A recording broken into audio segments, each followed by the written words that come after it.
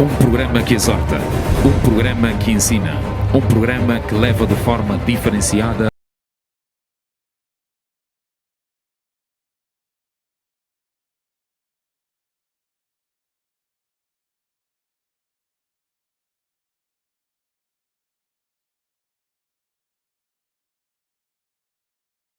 A paz do Senhor, sejam todos muito bem-vindos à terceira temporada do programa Impacto da Palavra, este que é o terceiro episódio. Hoje, como prometido, temos um convidado que também dispensa apresentações.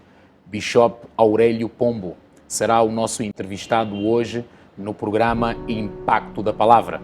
A entrevista hoje promete, temos perguntas com muita qualidade e perguntas sugestivas e pertinentes para fazer ao Bishop Pombo. Todavia, como costume no nosso programa, primeiro passaremos a ler a respeito do Bishop Pombo. Bishop Aurélio Geloba Pombo é ministro do Evangelho na Igreja Assembleia de Deus Pentecostal, Ministério Internacional da Paz, MIP House of Power, Casa do Poder. Casado com a diaconisa Pelagie Pombo e é pai de 5 filhos. Bom comunicador e ao longo do seu ministério tem influenciado de forma massiva os jovens no que tange ao Evangelho e à vida social em si. Licenciado em Teologia e com mestrado em Administração pela Taylor University, Estados Unidos da América, é gestor há mais de 18 anos e tem experiências em várias áreas, tais como consultor na UNHCR, foi gestor na Lutheran World Federation, administrador na Innovative Medical Technologies e PCA na AJP Business Corporation. Está a concluir agora o mestrado em Liderança e Gestão Estratégica na Salt Institute do Ghana, filiado à Hundley University nos Estados Unidos da América.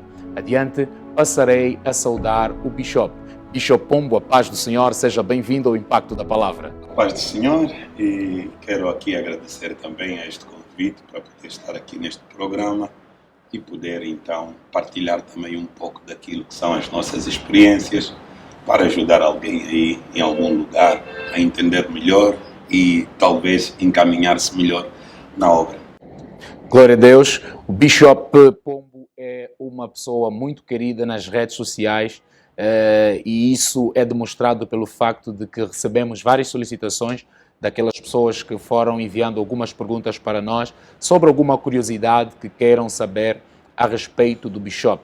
Essas perguntas serão incluídas no nosso leque de perguntas e fica do outro lado, partilhe o máximo que puder, porque esta entrevista hoje promete. Bishop Pombo, a sua vida é pública e todos hoje, e digo, refiro-me aos crentes, têm muita curiosidade em saber a respeito do Bishop, não apenas pelo facto de ser um homem ligado à religião, ligado à fé, ligado a Deus, mas por ter também dentro do seu currículo uma gama extensiva de formações ligadas ao secular, aos negócios e que, de certo modo, inspira os jovens cristãos, não só em relação à fé, mas em outras áreas da sua vida.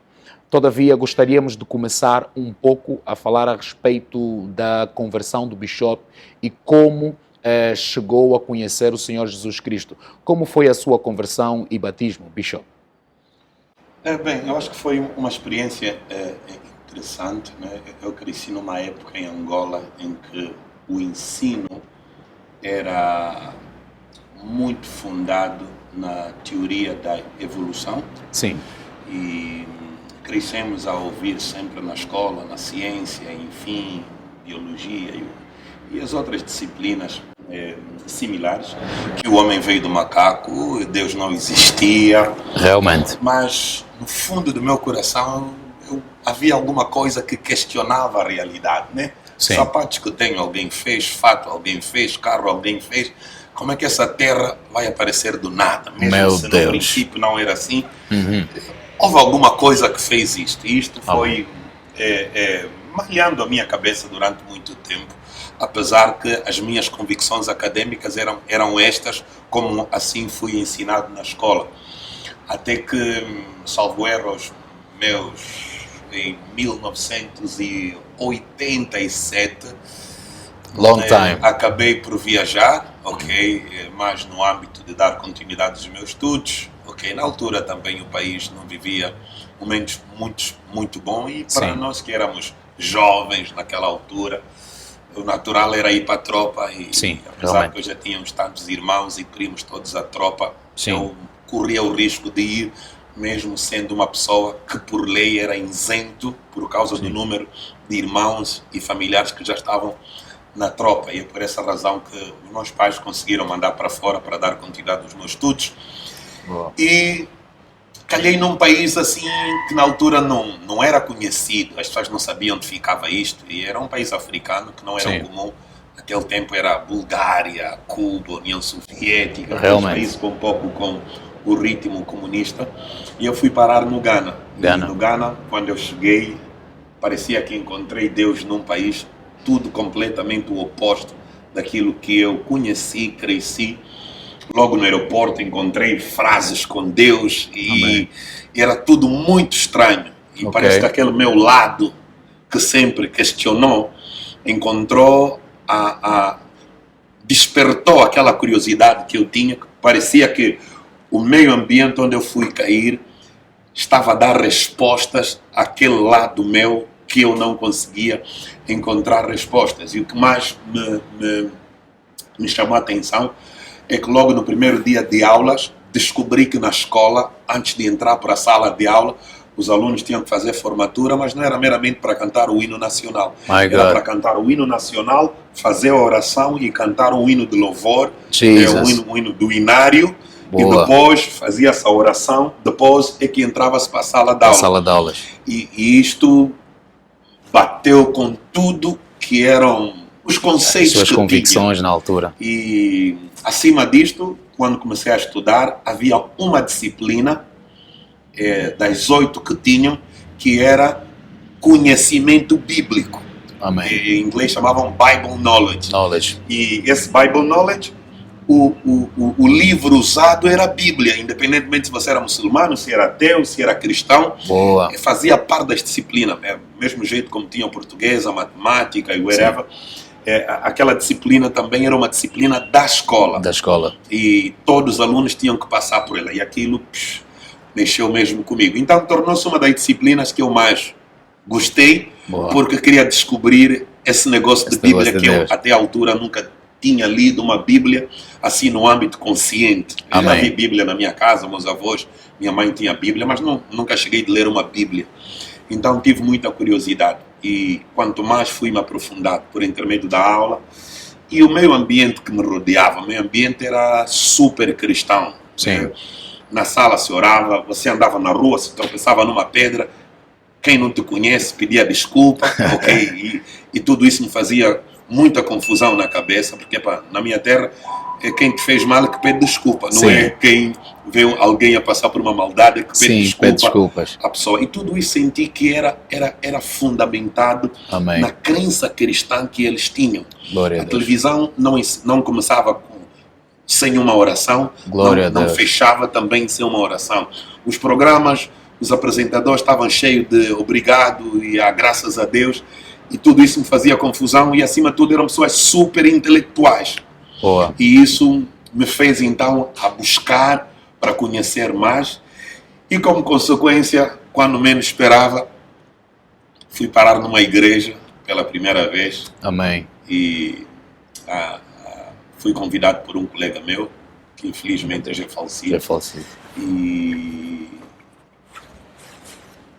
foi numa sexta que ele me convidou, mas parece de sexta, sábado para domingo. Eu quase que não apanhei sono de saber que no domingo eu tinha que ir para a igreja. E era a maior coisa que estava na minha cabeça. E quando eu cheguei, o culto começava às 8, eu cheguei, eram 7h20. Meu Deus! Eu tinha 2 protocolos dentro da igreja e estava ansioso. E o incrível foi que o meu primeiro dia na igreja, tudo que eles falaram no dialeto.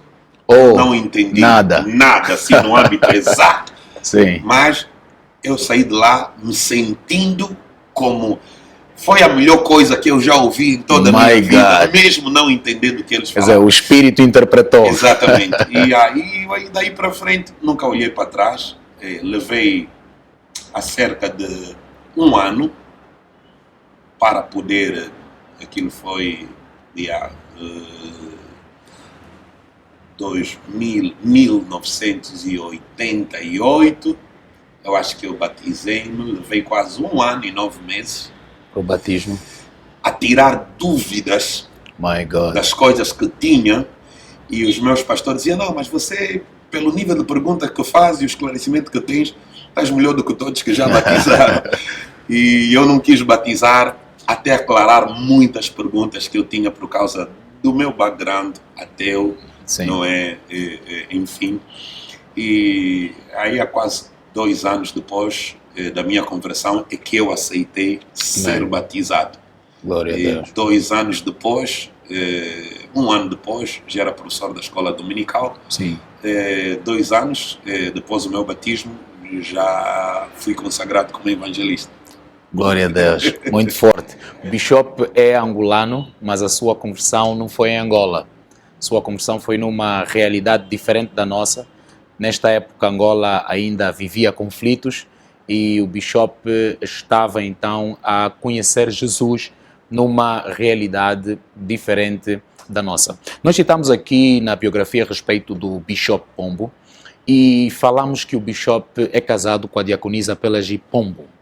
O Bishop podia falar-nos um pouco como um homem de família, qual é o prato preferido do Bishop, como tem sido a educação dos seus filhos.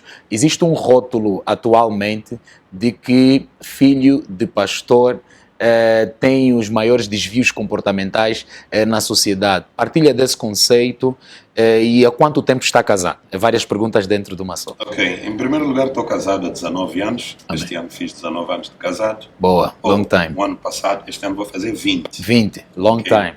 Já é um jovem.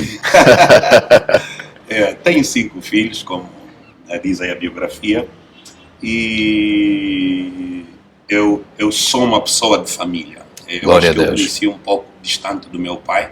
Ok. Distante estando próximo. Sim. Não é? E senti que eu tive um grande apego à minha mãe, que estando próximo, esteve muito mais próximo do que qualquer uma outra pessoa. E talvez era aquele instinto de mãe, não é? Querer saber se já comeram, tem que tomar banho, tem que fazer não sei o quê, tem que sair, tem que fazer tarefa, aquelas coisas todas. Eu acho que isso me deu um apego muito forte à minha mãe e me senti um pouco distanciado. Talvez era um pouco o estilo masculino daquela época, que sim, realmente determinadas coisas eram assunto de mulher, sim. O homem, o provedor, traz, põe aí. E esse conceito, eu acho que eu, por causa disto, eu procurei inverter o meu quadro. Eu acho que eu sou muito apegado aos meus filhos, na verdade, todos eles nasceram. A minha esposa tomava conta deles ao longo do dia, eu tomava conta deles ao longo da noite. Então, eu aprendi a fazer o biberon, a trocar fraldas, a dar banho.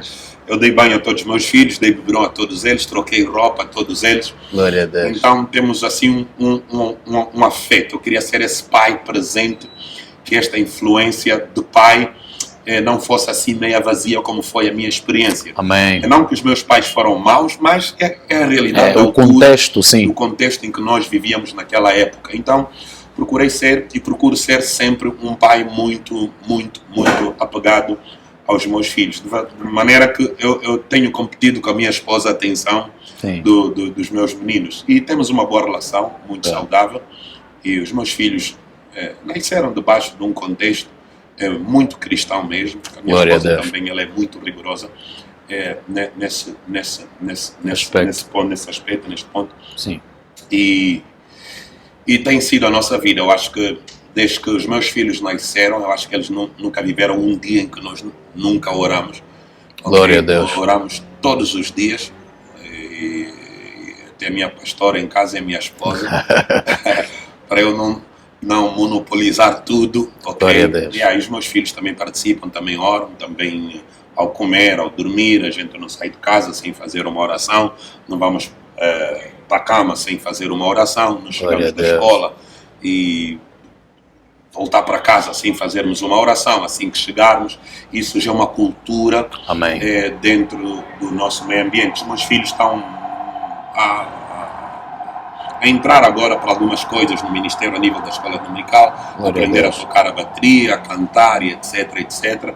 Estamos a encaminhar. É verdade que há esse sentimento que muitas das vezes os filhos dos ministros têm tendência de poder se desviar. Depende muito da maneira como nós, os pais que estamos no ministério, encaramos a nossa vida familiar, porque muitas das vezes pecamos no âmbito de fazer da igreja mais importante que as nossas famílias. Mas no âmbito verdadeiro das Escrituras, a nossa primeira igreja é a nossa família. E se nós falharmos aí, até a Bíblia nos diz que não somos dignos de liderar a igreja de Cristo. Então, eu acho que pecamos e erramos muito nisso, porque nos afastamos da família, criamos um vazio que esses miúdos muitas das vezes acabam de viver os maiores problemas dos pais no ministério, e eles crescem não desejando seguir aquele caminho pelas experiências que os pais tiveram dentro do ministério.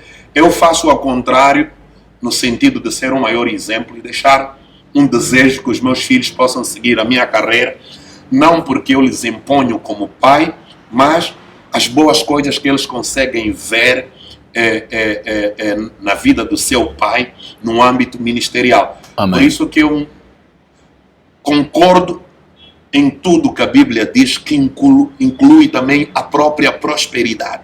Okay? E eu não faço a minha família passar necessidades a troco do Evangelho. Por isso é que eu, mesmo sendo pastor, que não é o normal no Ghana, não é o normal na Nigéria, em alguns países como o Quênia, não é o normal de um pastor ter ainda um emprego secular. É isso. Na Nigéria, por exemplo, quando eu pastorava lá a igreja, o facto de eu não ter carro e os membros da minha igreja terem carro, membros de outras igrejas vieram na minha igreja para conflituar com os membros da minha igreja do porquê que eu, o pastor, que faz vigílias, que até eles participam, como é que eu não tinha carro? E foi assim algo meio estranho, que para mim era normal, ok? E eu trabalho ainda, tenho outros trabalhos seculares que eu faço fora o ministério.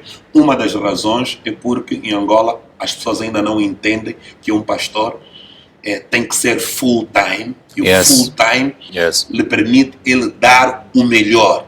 Porque se nós olharmos na Bíblia, não há profeta que não era full-time, eram chamados full-time. Jesus Cristo chamou os 12 full-time. Tiveram que abandonar tudo o que eles faziam, que é para se concentrar como discípulos, depois apóstolos, e unicamente servindo. Porque se eu como pastor ainda tenho que ir na Sonangol e ter que esperar as 8 horas de serviço, esperar que a Sonangol me dá férias, como é que eu faço e como é que eu vou ser eficaz em trabalhar na igreja e dar o meu melhor para a obra, ok? Vou estar a concorrer até com os filhos e membros que deveriam estar na Sonangol a fazer o seu trabalho, que não têm, sendo eles pessoas que não têm a vocação que eu tenho. Mas, no entanto, a gente, por causa do nosso contexto, trabalhamos, e uma das coisas é para nós não deixarmos também a nossa família viver momentos menos bons e que depois influenciam a vontade desses filhos crerem no Evangelho que nós pregamos, praticamos ou não. Glória a Deus. Bishop é uma pessoa de muitas valências. O Bishop é um homem de negócios. O Bishop tem um emprego, trabalha, presta serviço para alguém. O Bishop é um líder de família e citou aqui que sempre foi muito presente na vida dos seus filhos, ajudou a esposa a trocar fraldas, trocar de roupa. O Bishop é uma pessoa com muitas valências. Como é gerir todas as áreas, ou estas áreas da vida do Bishop, sendo um homem de Deus, não é, reverendo Bishop Pombo, sendo um homem de negócios e sendo um homem de família? Como é gerir tudo isso? E nós notamos, não é, e vou fazer aqui 2 perguntas dentro de uma só, e nós notamos que o Bishop é alguém que está sempre positivo. O Bishop tem sempre uma abordagem positiva, uma abordagem de fé. Obviamente que todo mundo tem suas situações, seus problemas na vida, mas o Bishop nunca transparece alguma que está para baixo, que tem algum problema. O Bishop está sempre positivo. Como é que faz essa gestão e como é que consegue transmitir essa energia, se assim posso dizer, positiva para as pessoas que constantemente ouvem? Porque tem sido uma pessoa que inspira outras pessoas. Eu digo assim para as pessoas: revelação não é aquilo que alguém te diz, mas é aquilo que você entende. Amém. Quando o teu entendimento ele é forte, é profundo em relação às coisas, esse entendimento cria convicções. Amém. Convicções não são crenças, são mais profundas do que crenças. Glória a Deus. Então, uma das coisas que me põe dentro dessa funcionalidade, em primeiro lugar, é a responsabilidade. Quando tu tens uma responsabilidade, a responsabilidade me deixa acordado. Glória a Deus. A responsabilidade me faz buscar o que devo buscar. Responsabilidade me faz dedicar, ok? Então, o meu foco tem sido esse. Se alguém quiser chamar de segredo, tem sido isto. São coisas muito simples, mas que fazem muita diferença no você poder trazer. A vida sempre tem dois lados. Amém. Okay? Se tenho o dia, tem a noite, tem o bom, tem o mal. Então, a forma como você aborda a vida determina muito como você vai viver essa mesma vida. Então, muita gente tem a tendência de olhar para o problema mais do que a solução. Eu tenho a minha filosofia é: se há um problema, é prova que tem uma solução. Amém. Se houve uma entrada, é prova que há uma saída. Se há o azul, é porque também tenho a cor mais clara que o azul. Então isso me dá sempre a possibilidade de olhar para o lado mais positivo das coisas e me firmar, porque já estudei todo mundo que viveu e se firmou no negativismo, que todo mundo foi influenciado para o negativo. Por que é que eu vou tentar fazer uma coisa que está comprovado que todo mundo se deu mal? Sim. Então quero fazer uma coisa que vou me dar bem, e uma delas é eu me focar no âmbito positivo das coisas, porque Deus é positivo, Amém. A vocação que nós temos é positiva, Glória a Deus. O caminho de Deus é um caminho positivo. Não é um caminho negativo. As escrituras são escrituras positivas. Então nós precisamos, se vivemos todas essas coisas, isso tem de ser refletido na nossa personalidade, porque não tem como você ter a palavra da vida em sua mão e você viver o oposto. Okay? Acontece porque não conseguimos transladar o nosso pensamento com a nossa crença. Aleluia. Então tem alguém que vai à igreja, ele ora a Deus para Deus lhe prosperar, mas ele vai em casa, pratica o oposto da oração dele. Guarda lata vazia, meu Deus. Guarda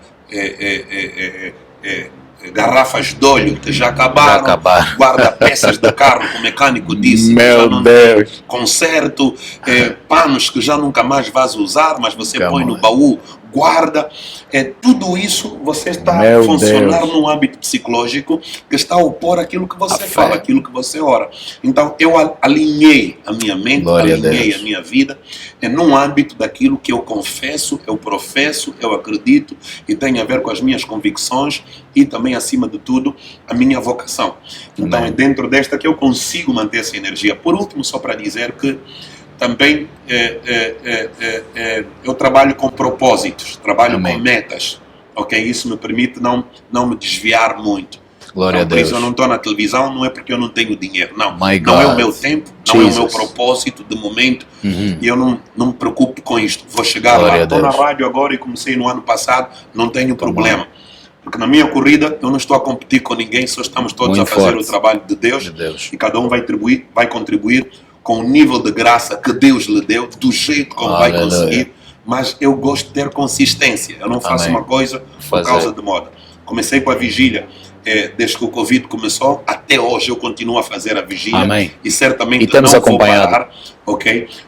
Porque isso faz parte, não comecei porque era uma moda que veio, não. Eu fiz porque ouvi algo de Deus, e aquilo que Deus me disse, a orientação, eu cumpro ela na letra.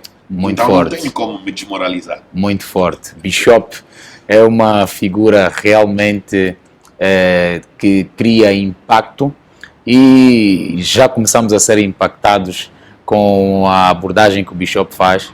Há pessoas que guardam latas vazias em casa. Isso é muito forte, é muito forte. Deus seja louvado. Vamos fazer um curto intervalo, não saia daí. A entrevista está num ritmo realmente bom e estamos aqui a ter revelações inéditas da parte do Bishop. Continua do outro lado, siga nas redes sociais marketia.com. Você que deseja ser um parceiro do programa Impacto da Palavra, tem alguma coisa para contribuir para o avanço deste programa, não hesite, passará nas nossas telas as nossas coordenadas, os nossos números de telefones, para entrares em contato e poder fazer esta visão, para que esta visão continue a ser possível e continue a levar a biografia e o histórico dos grandes homens de Deus que têm feito um trabalho extraordinário e de grande impacto nesta nação cujo nome é Angola e para o corpo de Cristo em si. Deus abençoe, fica aí do outro lado. Você tem problema em mostrar o seu negócio, em atingir mais clientes e galgar mais terreno no mercado nacional? Tem dificuldade em falar dos seus serviços e produtos? Pois bem, é por isso que existe a Marketia.com, uma equipa com profissionais do mais alto nível, comprometidos a realizar e a materializar os seus sonhos, que traz para si pacotes promocionais na produção de vídeos, fotografias e design gráfico. Se é empreendedor, negociante e digital marketing, somos a solução para o boost que o seu negócio precisa. Entre em contato connosco. Ligue 990 06 49 57 ou 992 86 32 37. Marketia.com.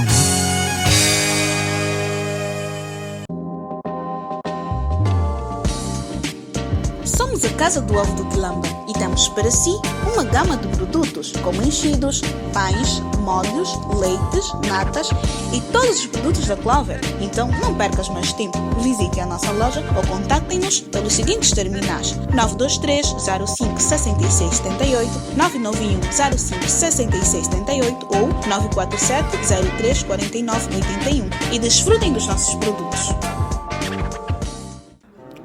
Aldair Patrício Mateus Diniz, meu noivo e futuro marido. Quero que saibas que eu amo-te muito, muito mesmo. Muito obrigada por fazeres parte da minha vida. Quero dizer que não me arrependo pelo que passamos e faria tudo de novo. Agradeço a Deus pela nossa vida, pelo nosso relacionamento. E saiba que te amo muito. Beijo, amor.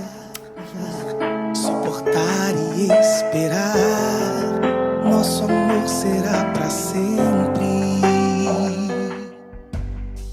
Será só bênção no nosso lar. Toda nossa casa vai servir a Deus. Nos completaremos.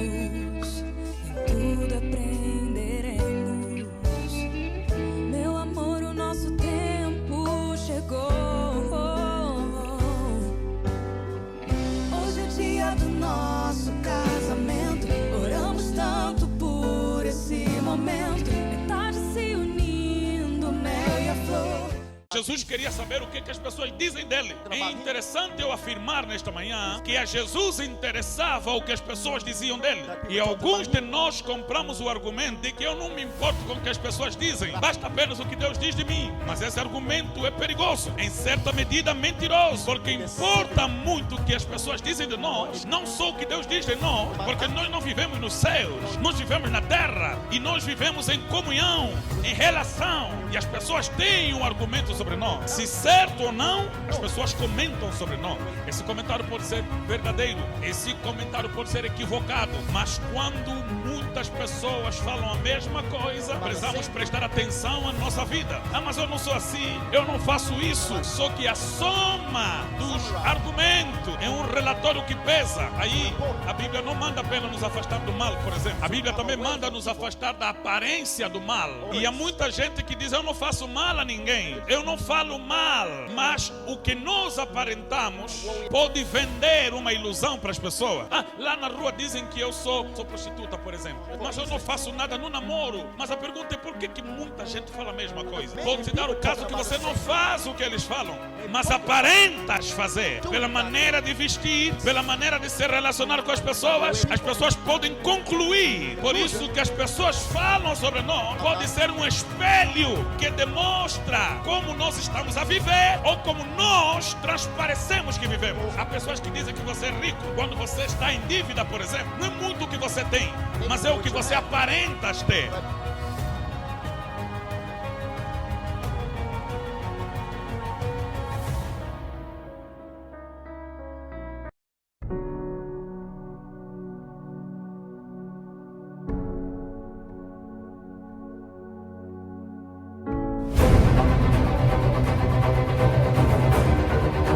Um programa que exorta, um programa que ensina, um programa que leva de forma diferenciada a palavra de Deus.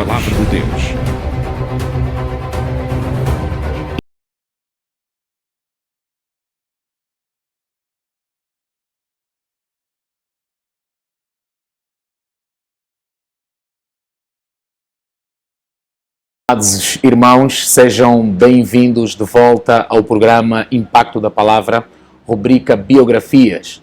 Este é o terceiro episódio da terceira temporada deste programa, que já se está a tornar uma marca aí na casa dos angolanos.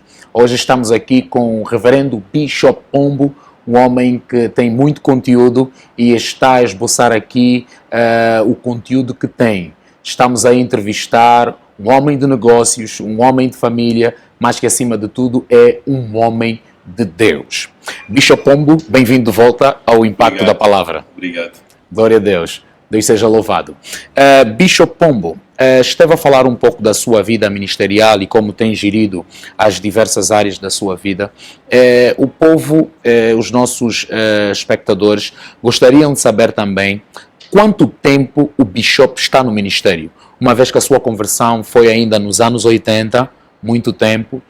Há quanto tempo o Bishop, de lá para cá, começou a servir a Deus e a exercer o ministério pastoral? Bem, efetivamente o ministério pastoral há 26 anos. Sim. Okay. No âmbito menos regular, secundário, antes de consagração.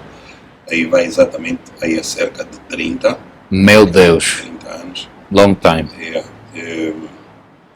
E esse é o período que a gente está no ministério. Glória a Deus. Yeah. Bishop Pombo citou, quando da sua abordagem, um pouco da sua experiência, ou pelo menos citou os países Nigéria e Ghana. Sabemos que o Bishop foi ministro nesses países.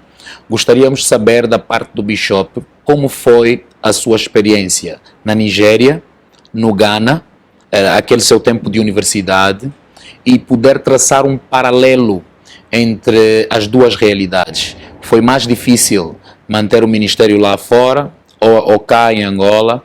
E qual é o paralelo que pode traçar entre as duas realidades que viveu o Bishop? Bem, é interessante, foram experiências interessantes. Eu acho que cada uma delas tem uma especificidade. Sim. O Ghana é aquele ambiente cristão, aquele de calma, de dom, de pessoas que buscam. É incrível. Por exemplo, no Ghana, todas as escolas, fim de semana, no período da noite, aliás, lá não têm aulas à noite. É uma coisa que eu também vi as escolas. Nenhuma escola funciona no período da noite. Uhum. E as escolas todas eram quase transformadas em campo de oração. Meu Deus. Passas por uma escola, tem N pessoas lá a orar. Isso é todos os dias. Exato. Para aquelas escolas públicas que são assim mais abertas, em todas as salas de aulas, quando você vai para lá à noite, a partir das 18 horas, você encontra pessoas a orar.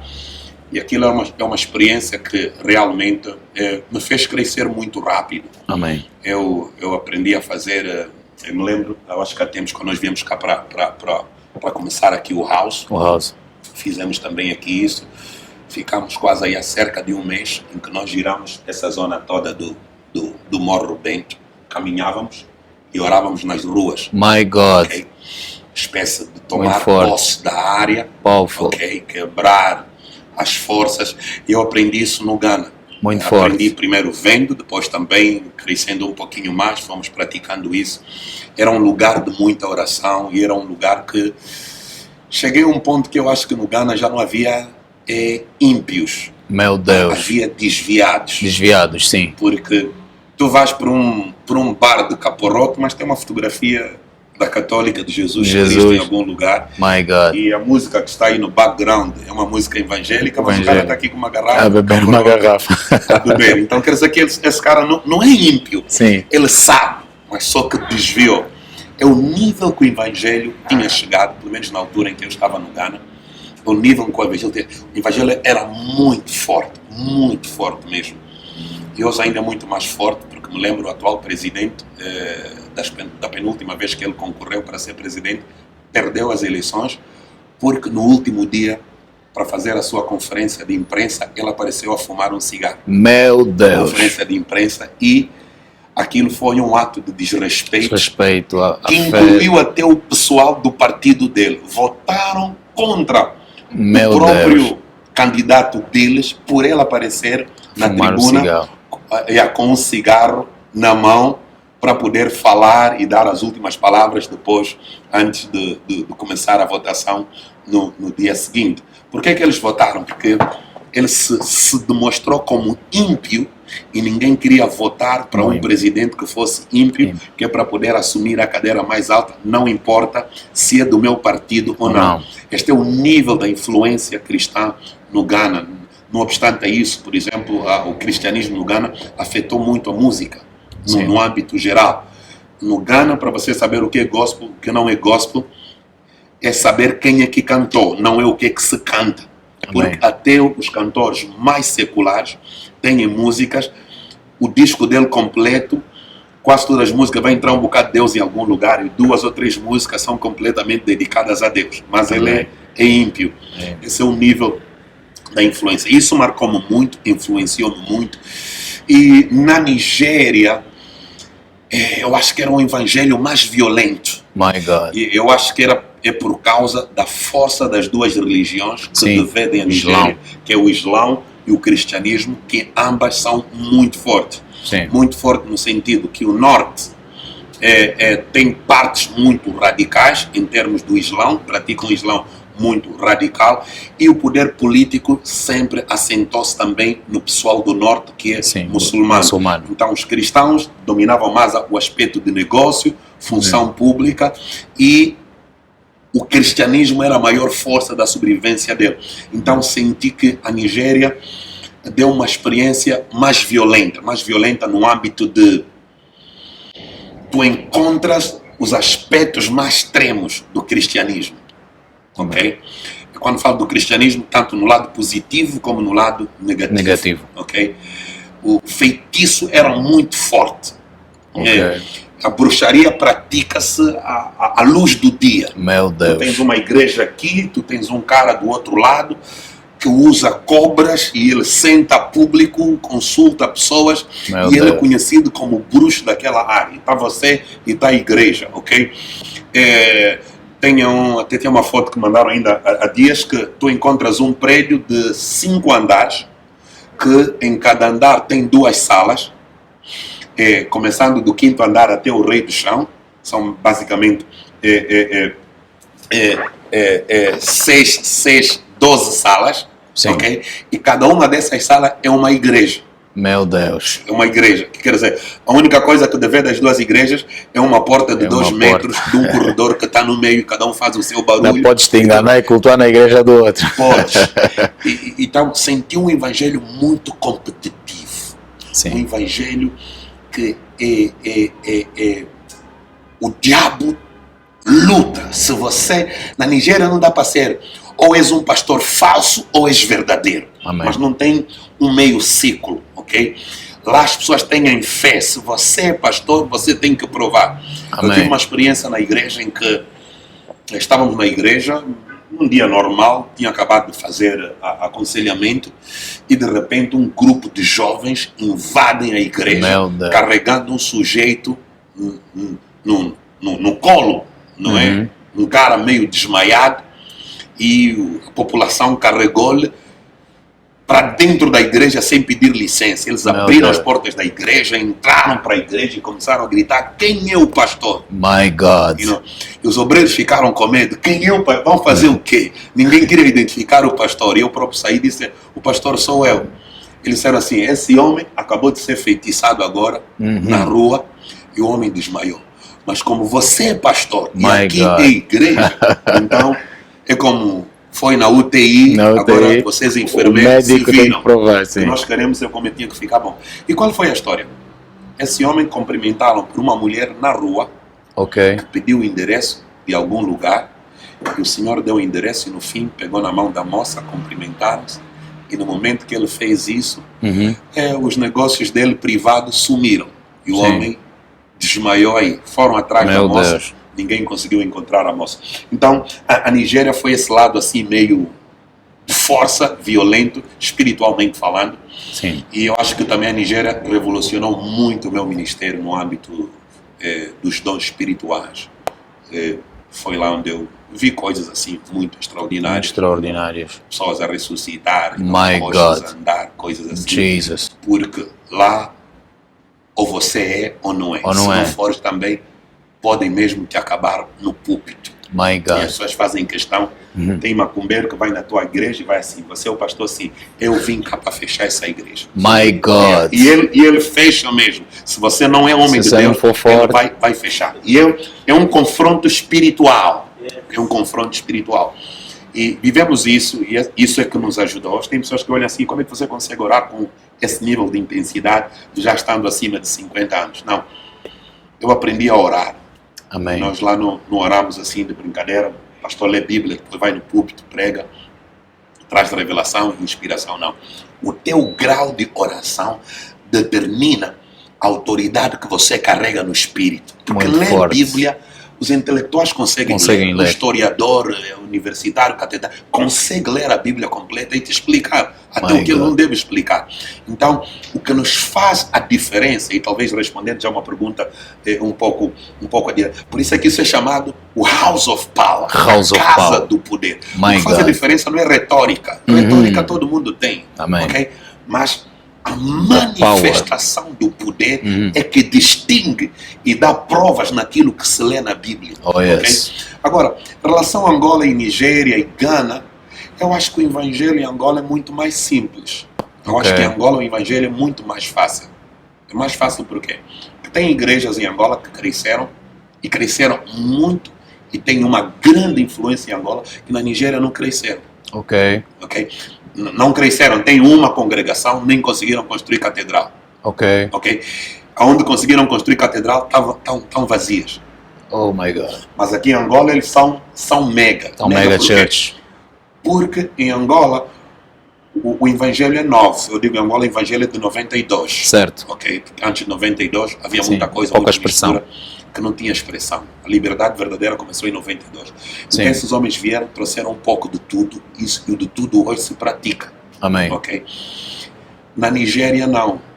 Porque na Nigéria tu encontras um louco que está na rua, mas o cara dá versículos da Bíblia. My God. Okay? Tu encontras um bêbado que você lhe prega, ele é que vai te dizer aonde é que isso está escrito na Bíblia. Então quando você vai lá, faz o culto da rosa do amor, eles vão te procurar versículos e vão te provar que isso na Bíblia não existe. Amém. Então lá eles não conseguiram progredir. Mas aqui, o culto da pedra, o culto do caixão, o culto da janela partida, o culto do caco, você consegue fazer culto de qualquer coisa. A vassoura ungida. Tem pessoas para tudo que dá. E as pessoas aparecem, as pessoas aceitam tudo. Lá o evangelho está num nível de crescimento. E eu agradeço a Deus que nos últimos tempos há esse em inglês chamamos enlightenment, este aclaramento da mente das pessoas, que hoje já tem certas coisas, por isso determinadas igrejas que tinham grande influência hoje estão a perder essas influências, porque nem tudo hoje o povo aceita, porque muitos já estão a pregar hoje o acesso às redes sociais e ver o que é que outras igrejas estão a fazer, a televisão, na rádio, enfim, já há muito mecanismo para você acessar o que é que se diz, o que é que se faz, o que é que a Bíblia diz. Então em Angola também sinto que há um crescer do Evangelho. Mas eu ainda tenho a opinião que Angola é muito mais fácil fazer o Evangelho cá em Angola do que, por exemplo, no Ghana e na Nigéria, sobretudo. Certo. Mas, Bishop, isto seria no âmbito estratégico ou no âmbito espiritual? Por exemplo, existem estratégias para se implementar a igreja num determinado lugar. Existem aspectos que têm que se cumprir. E isso em qualquer parte do mundo. Todo homem de Deus precisa também, para além de ser ungido, ser um estratega. Citou, por exemplo, que no Ghana, quando se abre igreja num determinado lugar, Ghana ou Nigéria, num determinado lugar, há até feiticeiros, bruxos que vêm para desafiar e dizer que vou fechar aquela igreja. O que significa que o próprio ambiente espiritual lá é mais competitivo. Então, essa diferenciação entre as duas realidades, em Angola, é mais fácil no âmbito estratégico ou no âmbito espiritual? Por exemplo, encontrou alguma resistência espiritual, como homem de Deus, encontrou alguma resistência espiritual quando decidiu se instaurar em Angola num sentido ministerial? Encontrei, eu acho que a minha maior resistência naquela época, eu acho que eram as próprias igrejas que existiam. Ok. É incrível que o pastor Bruno, no início do CIP, ainda igrejas normais, incluindo a Assembleia de Deus, dizia que a igreja do pastor Bruno era aceita. Meu Deus.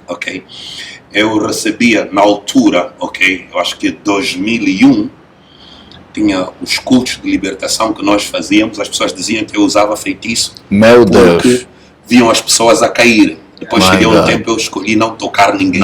Soprava o microfone e acontecia a mesma coisa. Então, havia pessoas que vinham para lá para assistir e muitos deles acabaram de ficar mesmo no CIP, que vieram de várias outras igrejas.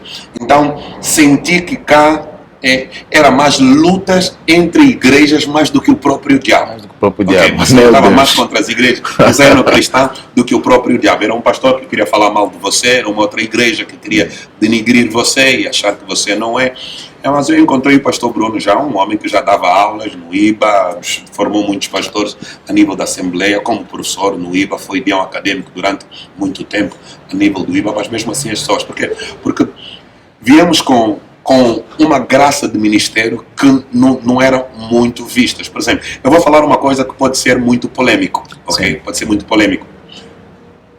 Quando eu cheguei cá em Angola, as pessoas pregavam, era um bocado do sistema brasileiro. Certo. Era, assumes o púlpito como pregador, você prega daquelas mensagens, cheio de tudo, ratatatá, enfim, todo aquele cenário, mas era assim que você termina de pregar, entrega púlpito. E depois o culto continua com as outras partes, tira a oferta, faz não sei o quê. Nós no CIP criamos o conceito que não se termina uma mensagem sem ministrar. E isso acabou de ser um conceito que passou a ser algo muito popular, que hoje quase todo mundo faz. Não quero dizer que nós é que começamos ou whatever. Não, mas é uma coisa que, por exemplo, se olhar para todos os ministros de CIP, é um natural nosso, independentemente de que dom você tem, como a graça que Deus te deu. Mas tudo isso é para dizer o quê? Que a maior resistência, a maior dificuldade aqui em Angola, do meu lado, foram as igrejas e os outros ministros que resistiram. Por isso é que eu, durante muito tempo, pouca gente me ouviu num âmbito do cenário, E eu preferi me dar mais com a juventude que tinha uma outra mente que não era um potencial para poder alterar o quadro do que o Evangelho poderia ser daqui a 20, 15, 10 anos. E é por essa razão que talvez sou mais conhecido a nível dos Da jovens juventude, sim. do que, por exemplo, a classe muito mais velha. a geração do pastor Brunos e as demais pessoas. Porque encontramos muita resistência e a gente não luta contra coisas, também entendemos que era o próprio contexto. O contexto, sim. A história recente de onde nós viemos, a gênese da igreja em Angola, Sim. e nunca foi um grande problema. A outra grande problemática entre Ghana, Nigéria e Angola é a questão burocrática. Por exemplo, em Angola é o país mais difícil do mundo em documentar uma igreja, legalizar uma igreja. Nigéria, quase que não é preciso documentos. Ghana, abre-se com normalidade, sem grandes burocracia. 2, 3 pessoas vão por aí, conseguem fazer o registro de uma igreja em 24 horas, sem problema nenhum. Na Nigéria, quase que já não precisa-se de documentos, porque uma das religiões lá, que é o Islão, não precisa de nenhum documento para firmar Uma igreja. uma mesquita. Então, a parte cristã, que até firmavam documentos, decidiram também não firmar nenhuma documentação, enquanto o lado islão não ser obrigado a firmar qualquer documentação. Também não há grande burocracia em poder abrir uma igreja. Em Angola há essa dificuldade toda que nós já conhecemos. Bishop, acredita que os ministros em Angola são pouco unidos? Há pouca união entre os ministros angolanos? Há quase. Esse é um dos problemas e uma das razões que me fez entrar na OPA. Precisamos de trabalhar muito. Só para termos uma ideia, olhando aqui na África Austral, vamos falar de países como África do Sul, Namíbia. 94, independência, Sim. ok? O apartheid terminou em 94, quer dizer que aquele conceito de igreja mista começou em 94, nós começamos em 92. Em 92, okay? sim. Estamos a falar do Zimbábue, que teve independência em 1980, ok? A Namíbia, aqui próxima também. Vamos dar conta.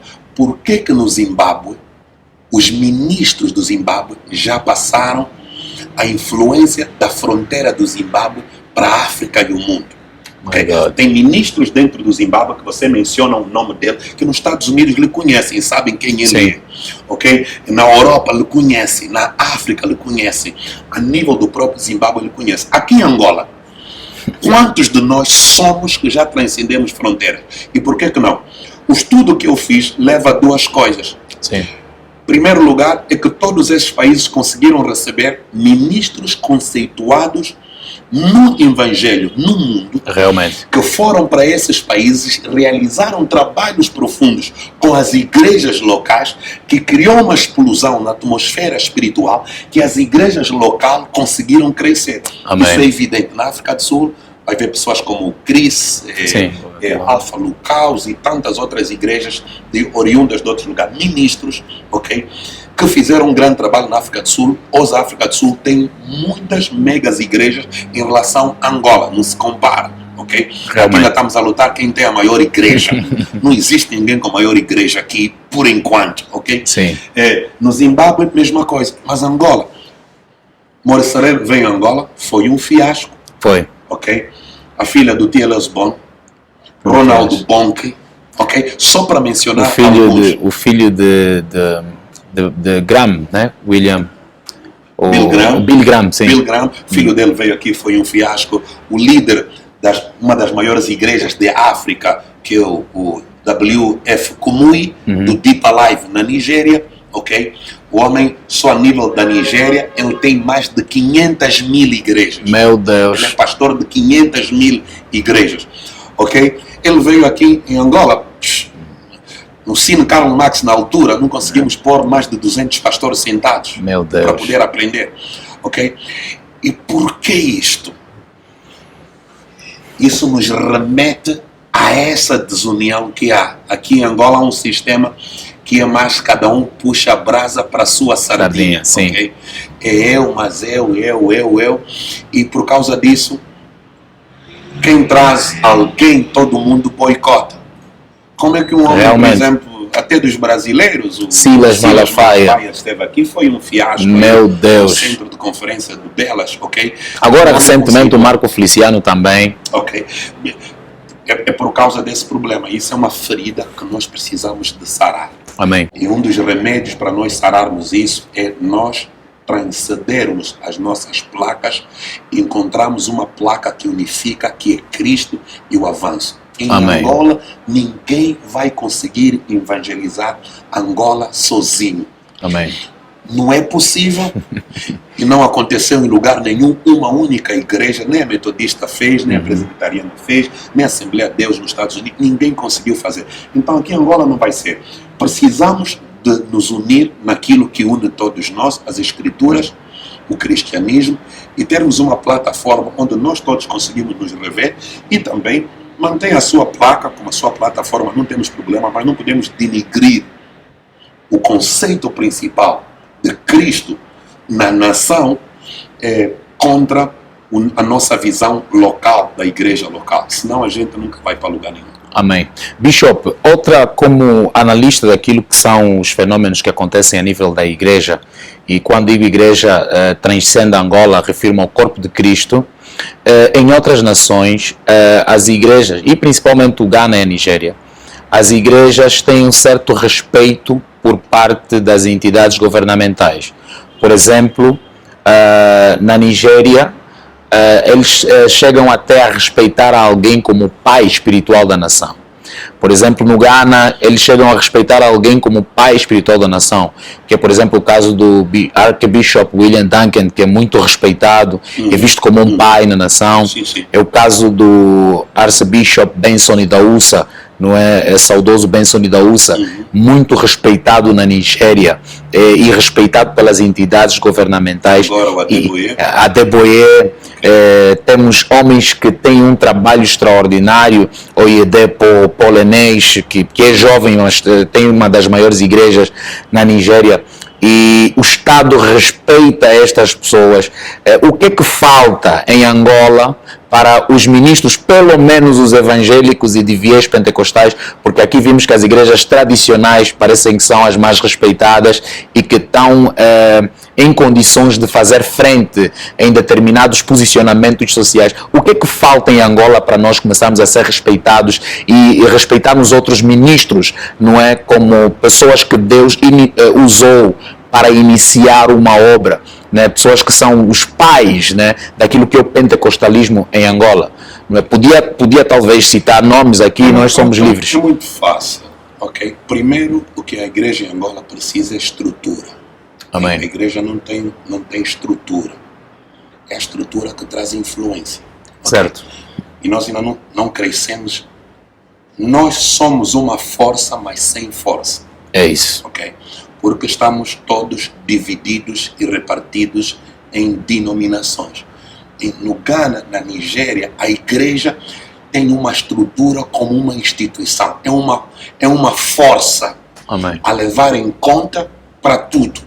No desenvolvimento do país, tanto no âmbito político como no âmbito social, a igreja é tida. Porque aonde se vai jogar a política são crentes. Amém. E os pastores têm influência a essas pessoas. Aonde se vai jogar a economia é um território onde os pastores jogam um papel preponderante. Amém. Então, nestes países e muitos outros, a igreja tem estrutura. Em Angola, a igreja ainda não tem essa estrutura. Essa estrutura, sim. Okay? Com respeito que eu tenho por várias instituições, por exemplo, o SICA é uma das instituições mais antigas que nós temos. Sim. Mas quantos membros tem o SICA depois de 40 anos? Meu Deus. Quantos membros, as plataformas que haviam existido há algum tempo atrás, sim, quantos membros? Aqueles caras tinham mais de 300, 400, 500 membros, estamos a falar de várias denominações igrejas, sim, que faziam parte destas plataformas que foram extintas há algum tempo atrás. Sim. Okay? Então, essas estruturas é que nós precisamos. Sim. Instituições como o SICA e outras poderiam albergar tudo isso que é para trazer um controle, termos uma voz e ter condições de podermos. É por essa razão que instituições como a Ordem dos Pastores têm um papel preponderante a jogar no meio de tudo isso. Okay? Sim. Por isso é que nós também entramos na Ordem dos Pastores, não muito por causa de um cargo que nós precisamos ou algo pessoal, não, queremos contribuir para o avanço do Evangelho. Então, precisamos de criar estrutura. Os pastores precisamos de nós todos ter uma maior visão, sair daquela visão local, que já fizemos um bom trabalho no âmbito local, precisamos agora de graduar para um âmbito nacional, ok? E criarmos essas estruturas e sermos reconhecidos como uma força a ter, uma força a consultar, não do âmbito de conflitos, mas nós somos uma instituição do bem. O Evangelho é algo do bem. Amém. Então, o nosso caminho faz bem até a própria nação. Amém. E se nós criarmos isso, vai ser ouro sobre azul. Glória a Deus. Bishop, eu tenho interessado-me pela história dos homens de Deus e acredito que o programa Impacto da Palavra veio colmatar essa diferença, essa desunião que existe. Hoje nós estamos habituados a ver um homem de Deus no altar, no púlpito, e dificilmente conhecemos aquela pessoa como um homem de família, como o que ele faz fora do altar, o seu histórico, o seu percurso. E o Impacto da Palavra viu o facto de que há essa desunião entre os homens de Deus e vem procurar aproximar mais os homens de Deus ao público, às pessoas, de modo que tenham maior expressão. Numa das pesquisas que eu ia fazendo, acredito que há 8 anos atrás, eu tive contato com um trecho, um vídeo curto do Bishop nas redes sociais. Eu não sei agora como eu faço para localizar esse vídeo, mas neste vídeo o Bishop estava a ministrar, acredito ser no Ghana, e eu vi no Bishop algo que nós estamos habituados a ver em grandes nomes como Benny Hinn, Pastor Chris ou Yakilome, que é que o Bishop estava diante de um número de pessoas e o Bishop levanta as mãos e todos caem. Eu vi este vídeo há cerca de 8 anos atrás. O Bishop levanta as mãos e as pessoas caem. Eu acredito que eu depois vou localizar, vou procurar o vídeo para repassar para o Bishop e para algumas pessoas. Eu consigo ver que, naquela realidade, o Bishop foi usado a esse nível. Nesta realidade, é raro o Bishop manifestar esse nível de unção. Acredita que a unção fluía melhor no Ghana ou na Nigéria? Não. Eu acho que eu tenho me adequado. Amém. Eu já fui em uma igreja até assembleana, ok? Em que me pararam no meio do culto porque o pastor não estava a entender o que estava a acontecer. Meu Deus! Porque havia pessoas que estavam doentes e nós pegamos no azeite para ungí-los e ele parou o culto porque disse que eu não tinha autoridade de consagrar ninguém para ser pastor. Porque ele, quando foi consagrado, puseram o azeite na cabeça. Meu Deus. Era a responsabilidade da convenção geral, não do pastor. Eu não sou pessoa de conflito, ok? Meu Deus. Nem tudo que nós fizemos se filma. Isso. E eu não sou assim muito de redes sociais. Sim. Então, tem muito material nosso que não está nas redes sociais. Okay? Hoje muita gente fala do profético. No meu tempo não era profético, era revelação. Revelação. Ok? Isso estamos a falar nos anos 90. Okay? Os rapazes estão aqui, muitos deles sabem que o maior culto que nós tínhamos no Prenda era o culto de libertação. Amém. Acontecia um bocado de Tive a oportunidade de participar de muitos. Em termos de libertação, curas, coisas assim, fora do normal, do comum. Nas vigílias que estamos a fazer aqui agora, tem coisas que um menino estava no hospital, engoliu algo que ficou preso na garganta. Estavam a preparar o bloco para fazer uma operação. No ato da preparação do bloco, a mãe disse, bem, queria fazer alguma coisa para se distrair, pegou nas redes sociais, abriu, quando ela abriu, estava a nossa vigília no ar. E quando eu estava a falar, estava a ministrar, naquele mesmo momento, a criança estava próxima dela, e ela começou a dar conta que eu estava a ministrar, mas parecia que estava falando com ela e a criança. Do nada, o tal negócio que estava, a criança começou a tossir e o objeto saiu da garganta da criança, e já não foi preciso operação sem médico fazer aquela operação. Jesus. Eu acho que para mim eu sempre fluí, nunca tive problema, mas eu quando vou para um lugar depende muito de me adequar. Sim. Talvez aqui em Angola eu possa ser que seja o único pastor pentecostal que já pregou numa testemunha de Jeová. Come on, my God. É mesmo único. É bem possível, ok? Então, Meu Deus. é só para dizer assim, como é que eu consegui pregar lá e com tudo que nós temos de diferente, conseguimos, porque a gente conseguiu se adequar. O que é que eu quero dizer? Não é que no Ghana o coisa fluiu mais, ou aqui estamos, eu tenho metade da igreja aqui a assistir os cultos online. Amém. Por causa do espaço que temos, mas estamos a chegar a um ponto que já não estamos a conseguir fazer isso. Okay? Realmente. E já estamos aí para 4 cultos no próximo domingo. Isso é só para não fazer 5, porque, enfim. Mas é só para dizer assim, eu acho que, para mim, a graça flui dependendo da necessidade naquilo que Deus vai nos comissionar para poder fazer.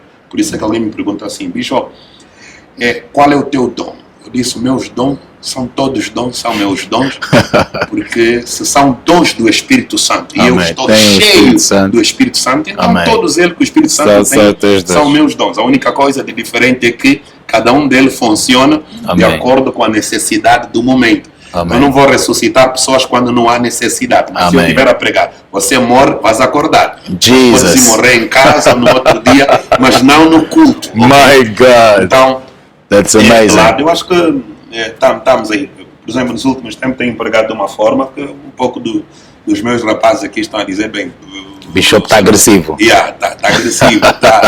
O que é que se passa? Não se passa nada. É a necessidade do momento. Amém. E nós estamos a adequar-nos a essa necessidade. É por aí. Glória a Deus.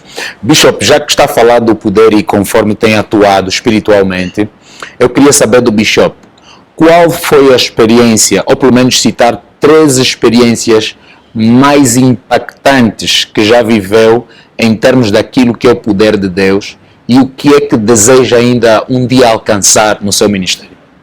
Uau! São coisas difíceis de perguntar no pregador, né? O que é que ele deseja.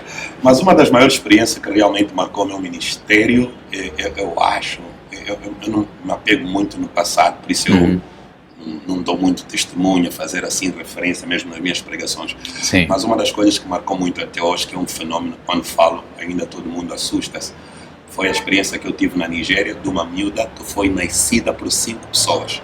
Meu Deus! Em momentos diferentes, ela foi nascida. A 5ª pessoa foi a pessoa que nasceu ela a 5ª vez e ela não conseguiu matar a que era a mãe que nasceu a ela, e ela cresceu até mais ou menos, ela devia ter 14, 15, entre 14 e 16 anos, era uma menina. E como é que isso aconteceu?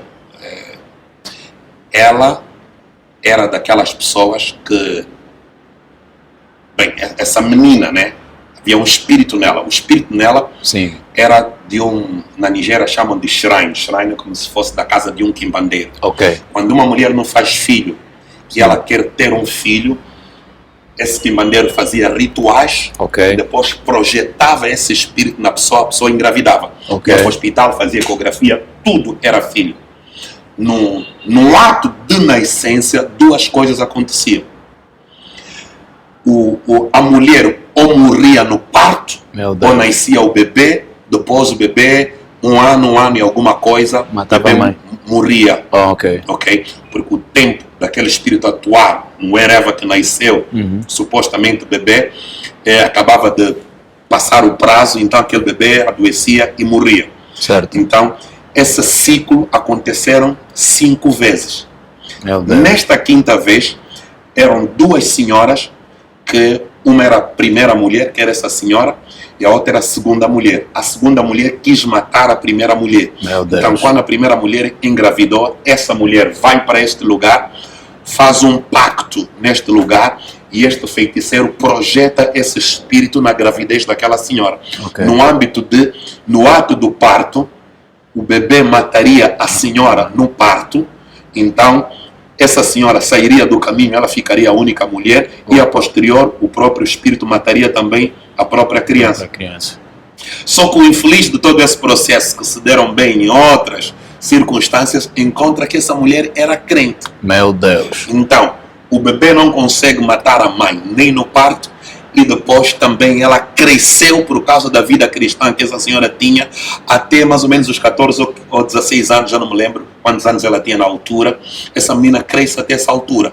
Só que ao longo da infância dela, foi uma criança muito estranha. A mãe dizia que quando ela ia lavar a roupa no rio, ela ficava a lavar a roupa e alguma coisa dizia assim, olha para trás. Quando ela olhava para trás, a menina estava no pano, ok? Sentada, e da mata saíam cobras de todo tipo. My God. E vinham brincar, e ela brincava com essas cobras. As cobras.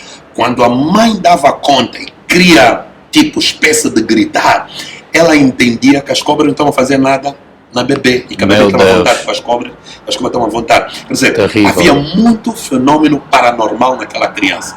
Até que ela seguiu 2 meninas do bairro dentro da nossa igreja. E ela, quando veio, não veio porque queria vir à igreja, veio porque queria iniciar aquelas meninas na feitiçaria. na feitiçaria, para serem iniciadas. E ela seguiu-los no lugar errado. My God. Na igreja. E onde nós conseguimos agarrar ela, e é onde essa revelação toda veio. Ela esteve na igreja, ela conseguiu paralisar o culto de vigília na sexta-feira da Páscoa. My God. Yeah. Grupo de louvor. Todo mundo apanhou sono a bocejar. Até eu não consegui pregar 45 minutos da minha mensagem. No meio da mensagem, o Espírito Santo me disse, eu me senti tão mal, o Espírito Santo me disse assim, leva a igreja em oração. E quando nós começamos a orar, aquela menina, quando a oração subia, ela tirava a cabeça fora da janela. Da janela, sim. Quando a oração terminava, ela voltava. Hoje as pessoas põem pestana. Eu vi aquilo nos anos 90. Meu Deus. Os olhos dela, quando ela olha para você, você não consegue ver a parte branca dos olhos. Por causa do tamanho de pestanas que ela tinha. Era sim. Já um ar assim meio diabólico. Hoje é moda pôr pestana. Ok, é beleza. Okay. Foi uma das experiências que realmente marcou muito. Aquela menina foi liberta. Ok, e aí, quando eu saí da Nigéria, eu peguei uma igreja com aí cerca de 300 pessoas. Quando eu saí quase 1 ano e 6 meses depois, aquela igreja já tinha acima de 2.000 pessoas. Amazing. E uma das coisas que explodiu foi o testemunho dessa menina. Muito forte. forte. Quando ela se converteu, o bairro todo queria saber em que igreja. Porque ela atazanava aí a área toda. Era uma dangerous.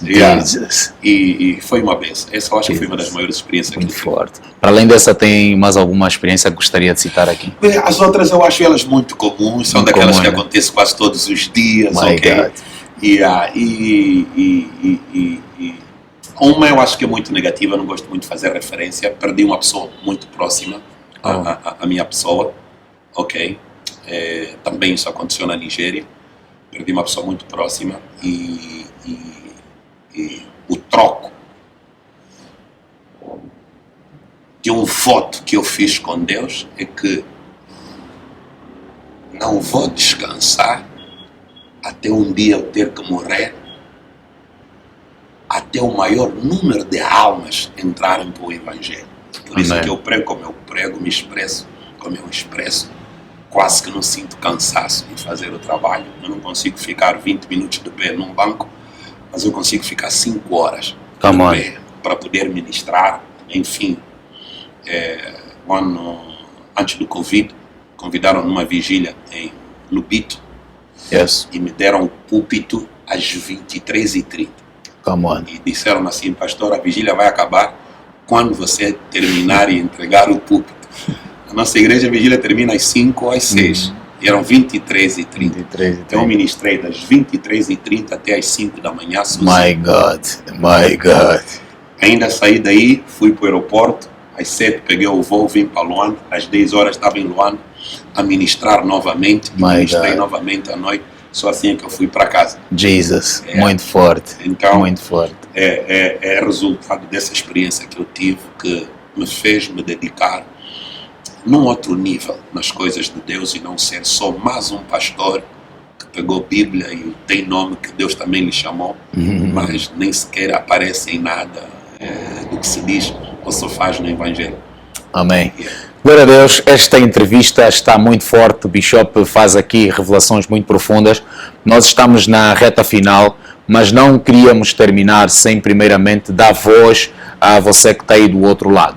Gostaríamos de ir às redes sociais para saber algumas perguntas que os nossos telespectadores têm estado a fazer a respeito do Bishop, a quando da divulgação que teríamos uma entrevista do gênero. Por exemplo, aqui temos a seguinte pergunta.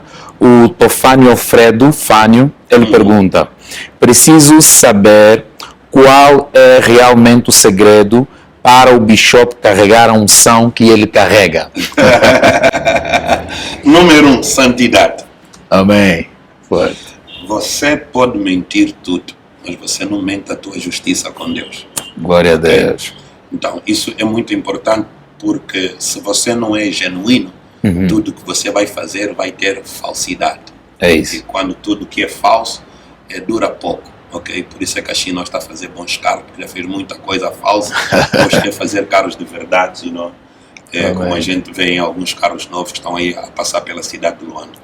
Ok? É isso. A segunda coisa é oração. Oração. Ok? Oração. Amém. As pessoas às vezes oram porque estão a pedir. Sim. Não, eu não oro para pedir, não. My God. Eu não me lembro a última vez que eu orei para Deus me dar dinheiro. Sim. Não. Na verdade, eu não me lembro a última vez que eu orei para as minhas necessidades. Não. Sim. O que eu faço para o Evangelho e para os outros, sinto que Deus toma conta das minhas necessidades. Amém. Ok? Posso dizer assim, eu me sinto que eu sou abençoado. Glória a Deus. E oração é chave. Segundo, conhecimento da palavra. Amém. Você não ativa a unção quando você não conhece a palavra. Conhecer a palavra, muitos ministros leem a Bíblia para poder pregar. É o maior erro que as pessoas cometem. Ok? Eu nunca sei o que eu vou pregar até 15 a 30 minutos da hora que eu tenho que pregar. A não ser em um lugar que já me disseram, tu tens que pregar isso. Sim. Mas se eu tiver que pregar isso que também já me disseram, muitas das vezes as palavras exatas eu não sei. Posso ter um esboço de 6 frases, naquelas 6 frases eu falar 1 hora. Glória a Deus. Eu não sei. Porque o meu conceito não é estudar para pregar. Amém. Eu estudo para saber, para conhecer. Quando eu vou pregar, eu quero o que Deus quer que o teu povo venha a saber. Então é como um garçom. Yes, sir. Okay? Ele serve aquilo que é pedido. Então eu sirvo aquilo que Deus quer para aquele momento. Eu não vou à busca da minha melhor mensagem para poder pregar aquilo, porque eu prego bem, eu sei que as pessoas vão gostar, porque eu preciso que aquela mensagem chegue.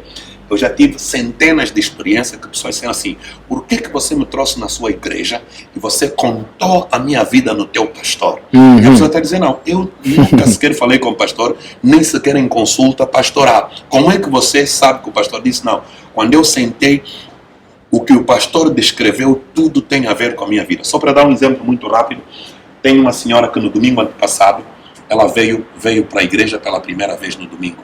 E ela disse assim: bem, eu estou sem igreja e assisti esse homem nas redes sociais, vou para lá, mas eu quero ir ver se ele mesmo é homem de Deus ou não. Mas se ele é homem de Deus, Senhor, me dá um sinal para eu saber que esse é homem de Deus. Segundo, que esse lugar é o lugar onde devo ficar ou não devo ficar. Ela, quando chegou aqui, sentou-se, assistiu o culto falou sobre ela. A mensagem. Quando terminou, eu tenho o hábito de fazer os visitantes ficarem de pé e tenho o hábito muitas vezes de perguntar o nome. Naquele dia havia mais de 15 pessoas que vieram pela primeira vez. Eu disse: bem, como são muitos, vou perguntar o nome de apenas 2 pessoas. Quem foi a primeira pessoa que eu perguntei o nome? Foi ela própria. Aleluia. Perguntei a ela o nome dela, depois perguntei a uma outra pessoa também o nome dela, e ela disse assim: por que de muita gente ele escolheu apenas a mim como a primeira pessoa para saber como é que eu me chamo? E perguntou à igreja: temos esse nome aqui. A igreja toda disse, não temos esse nome. Eu perguntei, não seria bom nós termos um nome como esse aqui na nossa igreja como membro? E ela ficou, uau, como é que ele sabe que eu quero ficar membro e eu vim aqui para ver se eu posso ou não? Por último, fiquei à porta a despedir as pessoas e quando ela chegou para passar, eu disse assim, me procura, arranje um dia para você vir falar comigo. Foi a única pessoa que saiu e eu disse para ela exatamente isso. Mas naquela altura eu não tinha nada, não recebi nenhuma intuição, não fiz nada. Foi um natural que eu tive em fluir naquilo que foi a graça que Deus me terá dado naquele momento. Muito então, forte. A oração também é muito importante, o conhecimento da palavra é muito importante e por último, eu ia dizer assim, humildade. Amém. Não, porque você orou, alguém caiu. Cair não é ministério. Meu Deus. Uma das coisas do porquê que você também vê muito, que eu já não estou muito nessas coisas, já vi muita gente a cair no chão. Que eu, hoje isso já não diz nada. Não diz nada, sim. Por quê? Porque se você cair no chão, a tua vida não muda. Eu me sinto que eu não estou a fazer muita coisa. Amém. Eu sinto que hoje, quando vou para muitas igrejas, as pessoas querem isso, querem ver. Mas eu estou cansado de ver pessoas a cair. Eu quero ver pessoas. Se vais cair, cai. Quando seja transformada. Chão, que a tua vida seja transformada. Paulo caiu do chão. Quando levantou, já não era Paulo, Saul, ele era Paulo. Yes, okay? É isso que eu preciso de ver. Porque essa coisa de demonstração. My God. Hoje, um bocado todo mundo que levanta a lata, pregador de 2 semanas, está todo mundo a deixar cair no chão. Nós somos mais velhos. Não dá para eu estar a competir com essas coisas de novo. Não. Apesar que o conceito de poder é muito importante para nós. É por essa razão. Então, humildade é importante. Não importa aonde Deus te leva. Eu estive no Hoje Ainda. Passei por lá. Fui lá por quê? Não é porque eu preciso fazer compra no Hoje Ainda. Eu vou em Paris. Eu viajo nas principais cidades dos principais países do mundo. Eu compro fatos em Londres, fatos em Paris, não tem problema. Mas eu fui no Hoje Ainda. Fui no Hoje Ainda por quê? Porque estava a vir alguma coisa em mim que estava a fazer sentir que eu sou tão importante, que há lugares que vão me ver, esse é o Bishop. Mas eu olhei para a Bíblia, um dos maiores milagres de Jesus foi ressuscitar Lázaro, que morreu mais tempo do que ele próprio. Okay? Mas Jesus ressuscitou Lázaro e ficou a morar na casa de Lázaro quase uma semana ou mais. Quantas pessoas andavam com Jesus? Só de discípulos eram 12. Se adicionar Simão, que sempre esteve com ele, que substituiu Judas, eram 13. Casa de Maria e Marta tinha quantos quartos? Como é que ele conseguiu ficar lá com mais de 14 pessoas e todo mundo vinha de longe para ir ver e ele não foi um hotel de 5 estrelas? My God. Permaneceu naquele mesmo lugar. Eu não posso ser mais importante de Jesus só porque as pessoas me conhecem. Só porque não. Eu quero ser a pessoa mais normal. Aleluia. Sem desprimor ao respeito. Ok? Mas ser normal. Não me sentir que eu não posso cumprimentar crentes. Eu não posso cumprimentar um pastor que a igreja dele tem 1 ano. Ok? Ou não posso comer com alguém num restaurante porque eu sou o Bishop que todo mundo conhece. Não. Humildade é importante. Se você não tem humildade, vais morrer cedo no ministério. Muito forte, muito forte. O Gil Costa, né? O nome dele é Gil Costa.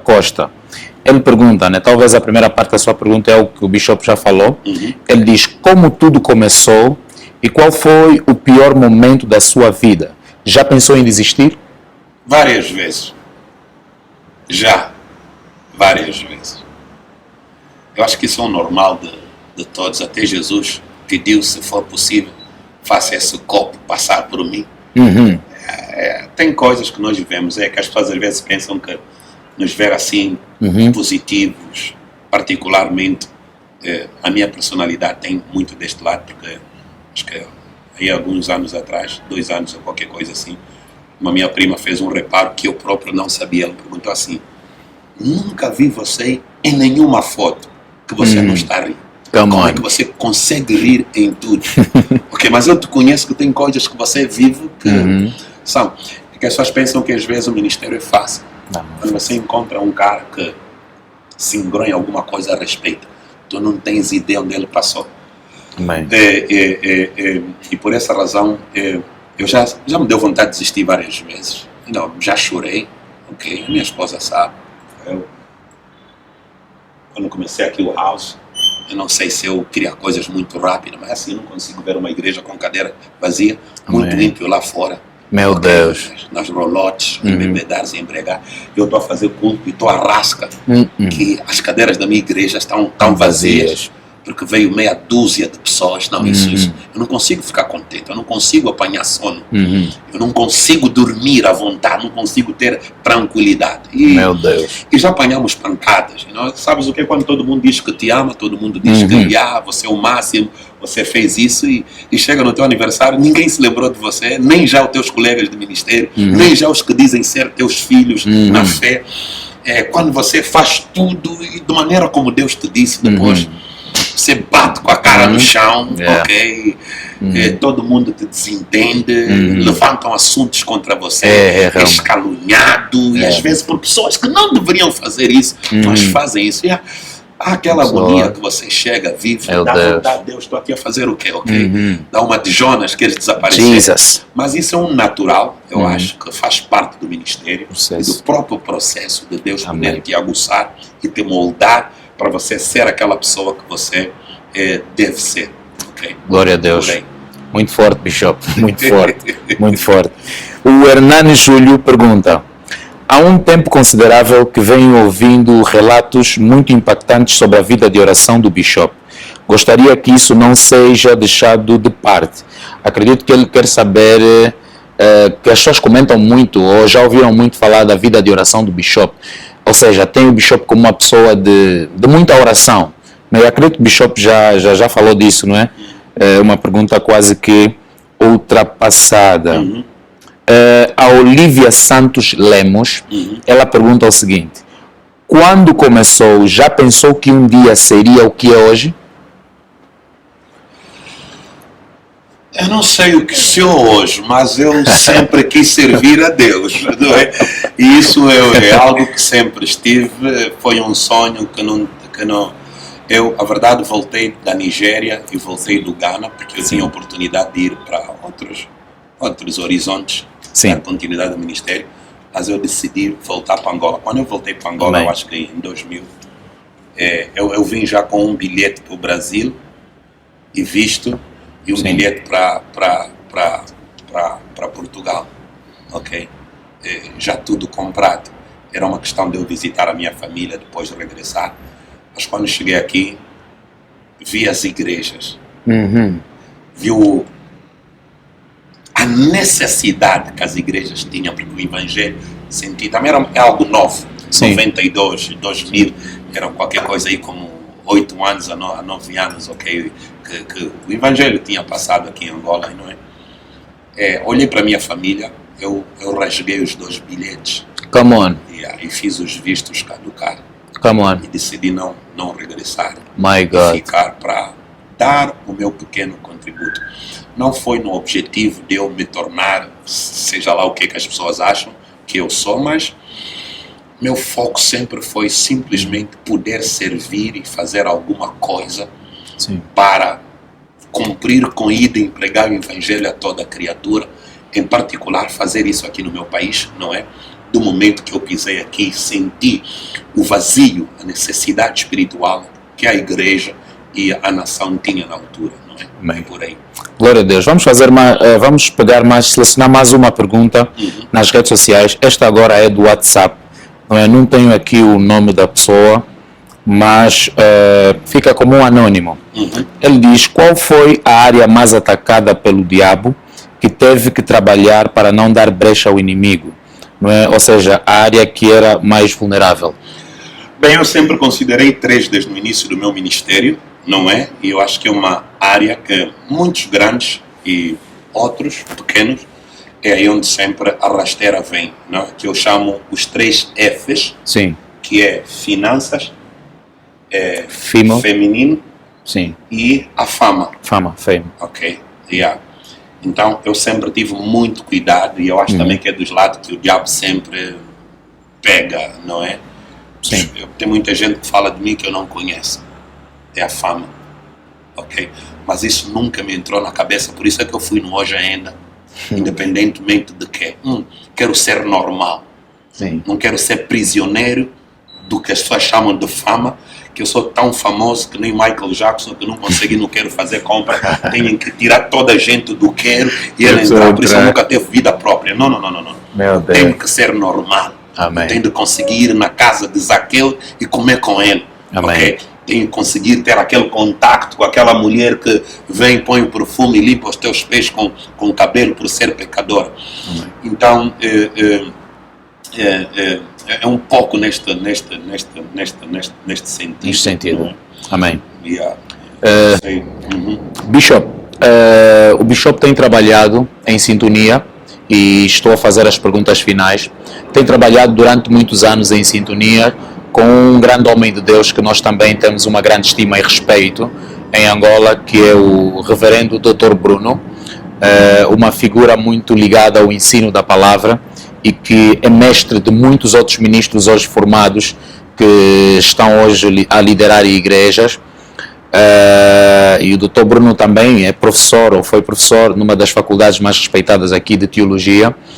Eu queria saber da parte do Bishop, há quanto tempo trabalha com o Dr. Bruno e como é essa sintonia, uma vez que são homens de Deus com tendências diferentes, se assim posso usar o termo, tendências diferentes. Como é trabalhar com o Dr. Bruno?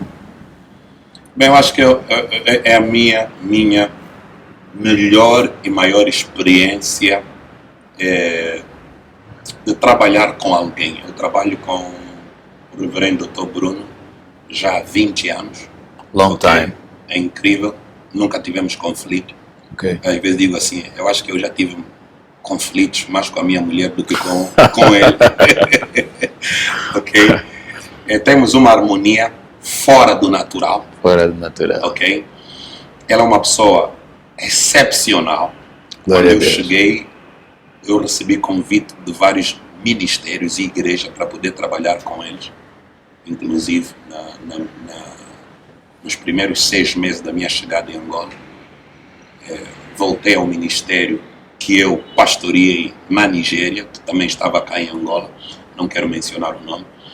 Estive lá com eles 6 meses, mas 6 meses depois vi que eles não estavam prontos para o Evangelho. Na verdade, ganhei uma grande influência lá na igreja, mas o dia que eu decidi desistir, arrumei apenas a minha Bíblia, conversei com a direção, não pedi a eles que anunciassem, as pessoas certamente iam me procurar. Não quis sair de formas com que pessoas pudessem me seguir. Amém. Não é?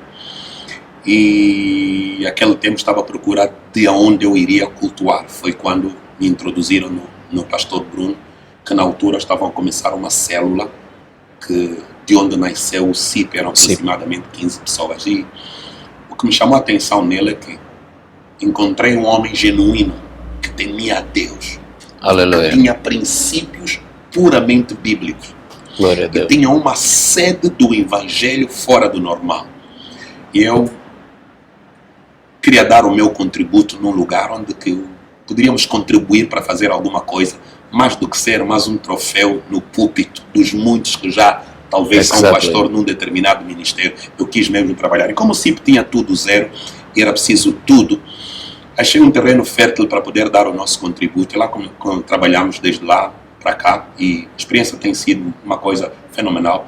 Muitos pastores que são pastores sênior têm receio de ter um adjunto muito forte. É isso. E eu consegui sentir no reverendo que ele nunca se sentiu ameaçado.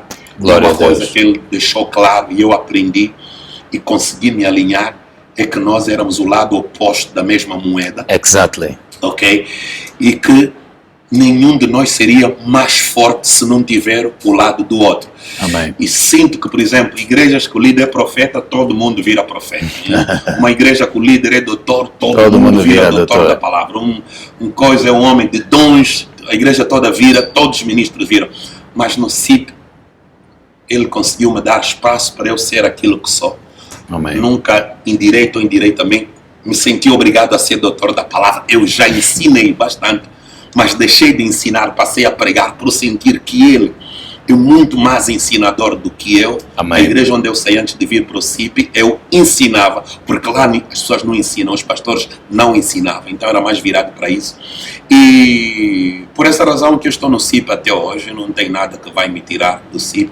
Glória a Deus. E eu já disse para algumas pessoas que pensavam, mas por que você não começa o teu ministério? Você tem tudo para dar certo. Não, Deus não me chamou para fundar a igreja e eu não sou oportunista, porque sinto que tenho um meio ambiente que me favorece, que eu vou. Eu sou leal à palavra e sou leal às minhas convicções.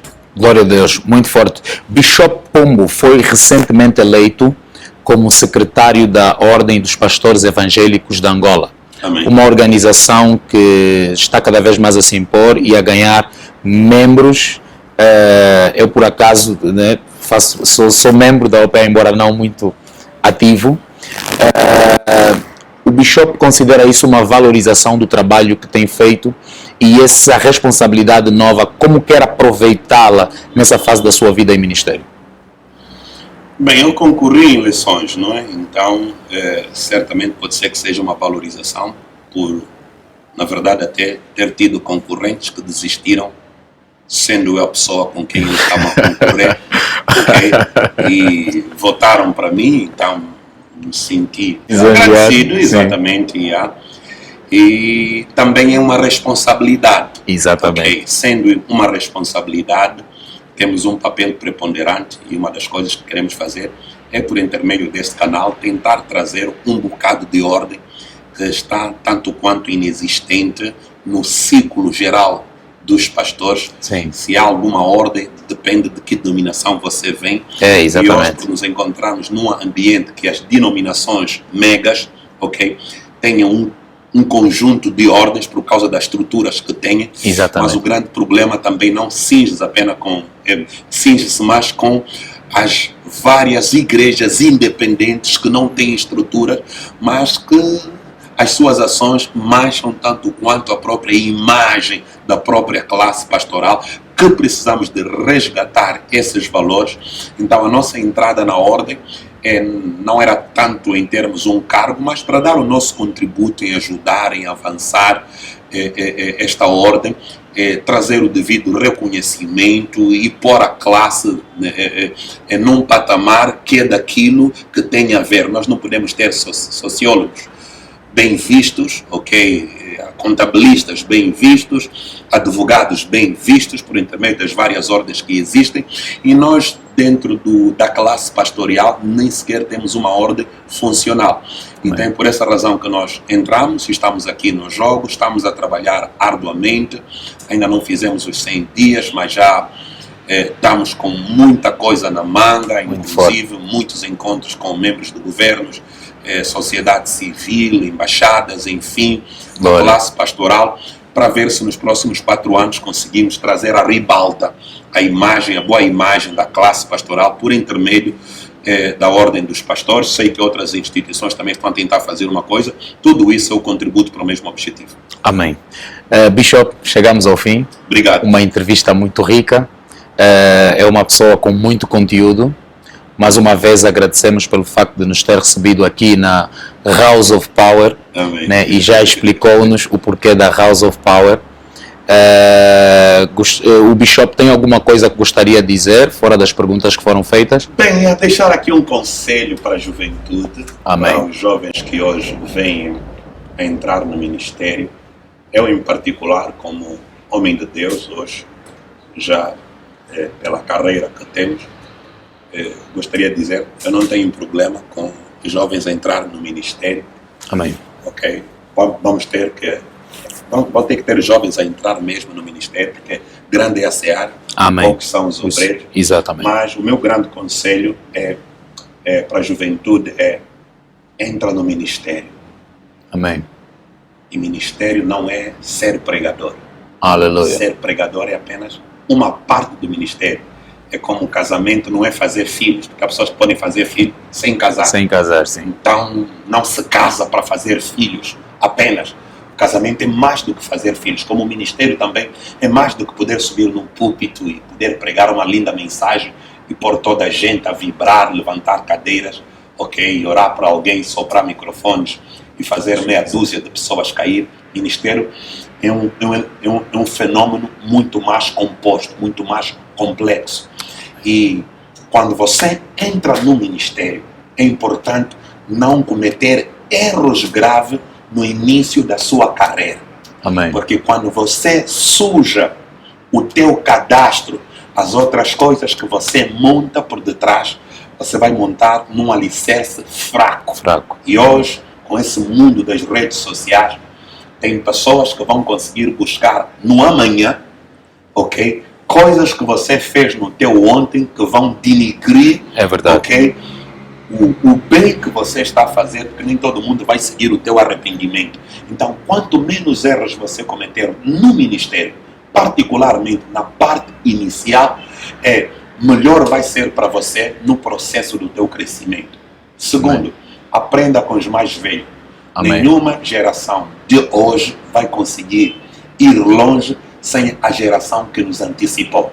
Nenhuma a geração como a minha e tantos outros ministros da minha geração não vamos conseguir fazer grandes coisas desprezando as gerações que estão a vir, porque também o futuro, eu daqui a mais 9 anitos, estou com 60 anos, alguém tem que vir fazer o trabalho que nós vamos deixar. Então precisamos de nos acasalar e temos que saber que há coisas que os mais velhos pensam, que nós jovens não conseguimos pensar, e há coisas que os jovens estão a pensar, que os mais velhos também não conseguem pensar. Precisamos de crescer, que é para engrenar essas coisas. E por último, quero dizer para os jovens, a humildade é chave no ministério. Amém. Não faça o nome da tua igreja, não faça os 10.000 likes que puseram no teu vídeo te fazer mais importante que o teu pastor que te consagrou. Amém. Quando ele prega não tem nenhum like. não são os likes que fazem ministério. Aquilo é Hollywood. Porque nos filmes os artistas morrem, mas depois de morrer no filme vai na casa dele. Aquilo é vida real, aquilo é só filme. O que se faz na rede social é tipo filme. Vida real é quando você se encontrar com o diabo e fazer a tentação que fizeram em Adão e Eva. É aí onde vai se ver se você é homem de Deus ou não é homem de Deus. Se você não for humilde, a fama vai te derrubar, mulheres vão te derrubar, acima de tudo, dinheiro, ambição no dinheiro, controle no dinheiro. Então, são coisas que vão te derrubar. E são fenômenos naturais que já derrubaram muitos, ainda não pararam de derrubar pessoas. E se você se dar essa oportunidade, também vai te derrubar. Então busca Deus, anda na santidade, mantenha a fé, respeita os mais velhos, seja humilde e nunca para de aprender, porque a vida nunca vai parar de te ensinar. Aleluia, muito forte. Bishop, para terminar, e gostaria de aproveitar a deixa que fez. Recentemente nós vimos atos anormais, aquilo que é o funcionamento normal da nossa sociedade. Houve uma greve de um certo grupo da sociedade e houve atos de vandalização a uma instituição, queima de autocarros.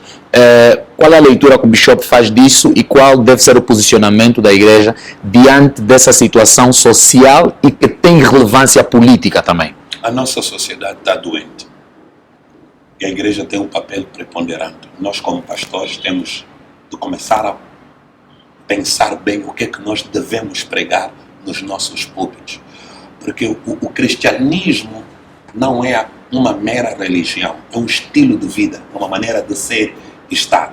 Se no meio daquelas pessoas existem pessoas que são crentes, quer dizer, até nós como igreja tem alguma coisa onde nós falhamos, ok?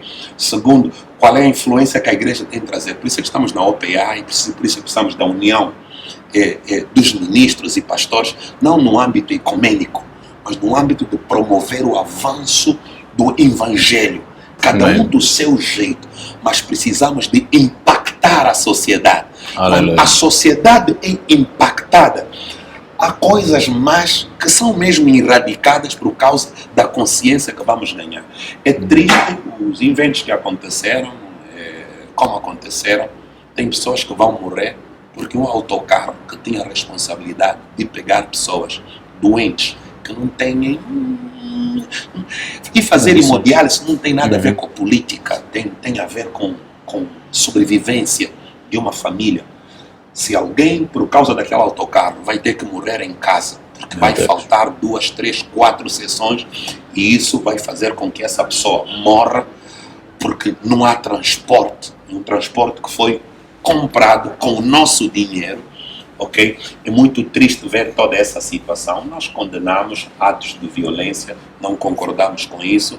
Eu não sou político, nunca fui, não penso ser, mas, no entanto, socialmente falando, Jesus nunca foi pró-violência, nunca foi a favor da violência. Por isso é que ele disse, ama o teu inimigo.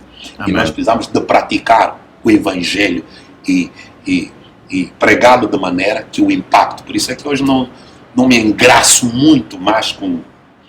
Não estou contra isso, né?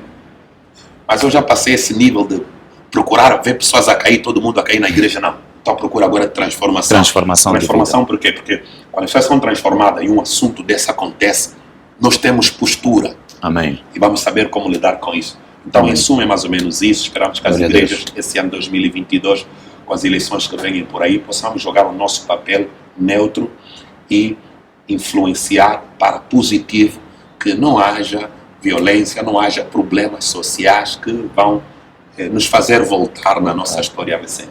Amém. Bishop, por favor, pode orar por nós, orar pelo programa, pelo apresentador e pela nossa equipa. Amém. Amém. Queria agradecer a Deus também pelo trabalho que estão a fazer com o vosso programa. Amém.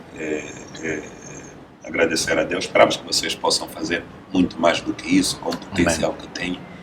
E agradecer também por nos escolherem. Amém. Glória a Deus. Dar aqui uma palavrinha para o pessoal que está aí do outro lado. E com isso vamos então orar. Amém. Quero também orar com você que está do outro lado. Pai, Amém. Queremos te agradecer pela vida Obrigado, de todos aqueles que nos acompanharam neste programa. Pai, esperamos que aquilo que nós abordamos de forma direta ou indireita possa abençoar, fortalecer, orientar a vida de alguém por intermédio do Teu Espírito Santo. Sim, entregamos também, Pai, este programa, meu Deus, abençoado nas Tuas mãos. Em nome Pai, de Jesus. Os visionários, as pessoas que estão por detrás de todo esse processo nas Tuas mãos. Deus. Senhor, aqui o apresentador, o seu servo, meu Deus, Nuno Cadete, meu Deus, abençoa a vida dele, meu Deus, toda a equipa técnica que com qualidade, meu Deus, organizaram tudo isso para levar com qualidade até o outro lado. Que Deus abençoe a todos vocês e a nossa oração que destes programas, patrocinadores, pessoas que vão se predispor para apoiar este programa, para que ele possa ir mais longe, até as províncias, entrevistar pessoas, homens e mulheres, e não das esferas que hoje já são aposentados, muitos deles nunca conhecidos ou reconhecidos. É a nossa oração que por intermédio desta plataforma estas pessoas venham a ribalta e o seu trabalho também a ser reconhecido, meu Deus. Agradecemos por tudo e todas as coisas, que esse ano seja um ano abençoadíssimo, não só para a igreja, mas acima de tudo para esta nação chamada em nome do Senhor Jesus. No nome de Jesus. Amém e amém. Amém. Muito obrigado. Deus abençoe. Este é o fim do Impacto da Palavra aqui com o Reverendo Bishop Aurélio Geloba Pombo. Subscreva, siga o nosso canal Nuno Cadete Ministries no YouTube e no Facebook também. Que Deus em Cristo Jesus abençoe. Nós nos veremos no próximo encontro. Deus abençoe.